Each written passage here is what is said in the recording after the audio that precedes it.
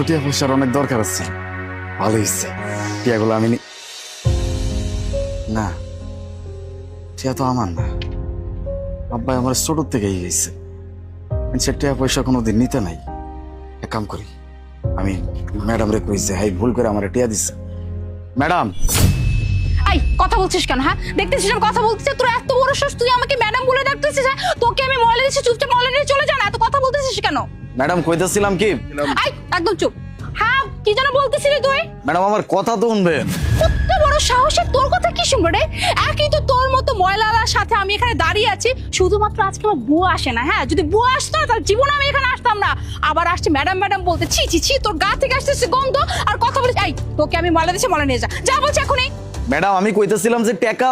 ও তাই না, টাকা, আমার টাকা লাগবে। এই তোদের মতো ছোট লোক মানুষগুলি না, যখন একটু বড় লোক মানুষ দেখিস অমনি না ওই যে ম্যাম একটু সাহায্য করুন, আমাকে একটু টাকা দিন, আমার না খাইতে পারি না, আমার মা অসুস্থ, এই অসুস্থ, এই অসুস্থ, কত কথা না। দেখ আমি তোকে একটা টাকা দিতে পারবো, তোকে ময়লা দিচ্ছি, ময়লা নিয়ে চলে যা তো।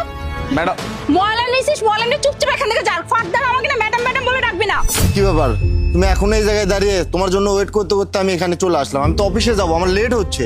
আর বলো না, এই যে এই বদমাশটা আজকে বুয়া আসে না, তাই আমার আসতেছে ময়লা দেওয়ার জন্য। ও মা, আমি ময়লা দিছি, আমাকে ম্যাডাম ম্যাডাম বলে ডাকতেছে, কত বড় সাহস। তার উপর কি বলতেছে জানো? বলতেছে ম্যাডাম টাকা, মানে আমার কাছে টাকা চাচ্ছে। কত বড় ফাজিল। আমি বলছি না এই সোসাইটি ময়লা লোকগুলো একদম ফালতু। হ্যাঁ, লোভী জানি কোথাকার এক একটা।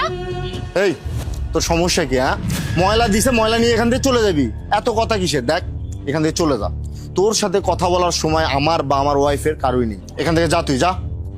এই দাঁড়ায় আছিস কেন? মুখ দেখতেছিস কার? যা এখান থেকে, তোর শরীর থেকে গন্ধ আসতেছে, যা।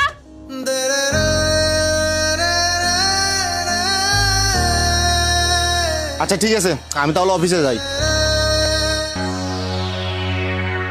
ভাবি, এটা তুমি কি করলা? কি করলাম মানে?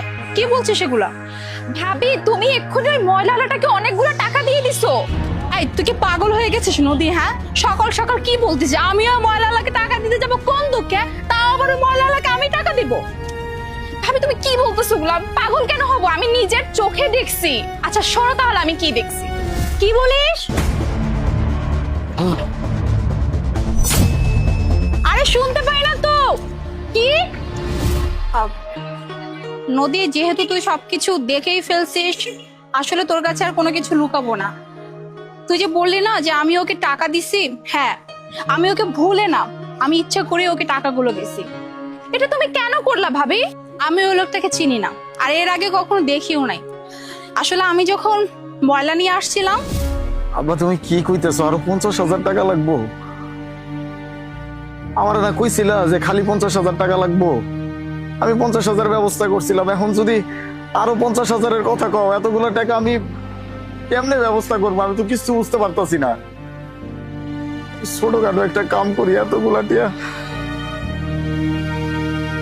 টিয়া না হইলে যদি আমারে না বাঁচাইতে পারি তাহলে কেমনে চলবো?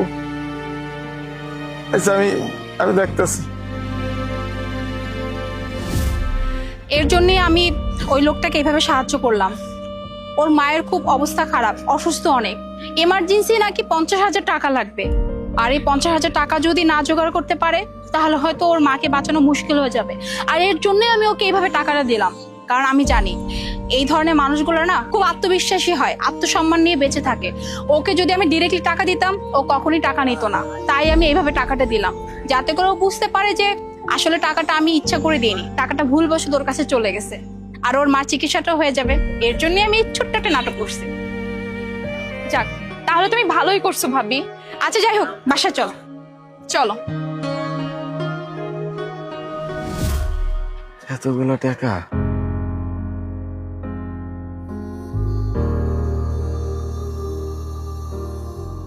ম্যাডাম রে কত করে বোঝানোর চেষ্টা করলাম। ম্যাডাম আপনি ময়লার জায়গায় আমার টাকা দিতেছেন, আমার কোনো কথাই হলো না। টাকাগুলা যে নিবো এটার জন্য সে রাজি না। এলে কি আল্লাহ আমারে নিজ হাতে সাহায্য করলো?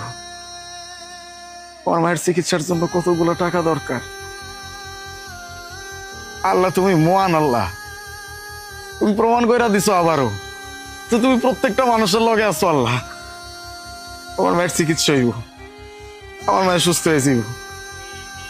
ম্যাডাম একটা ওসিলা ছিল, অনেক ধন্যবাদ আল্লাহ, অনেক ধন্যবাদ।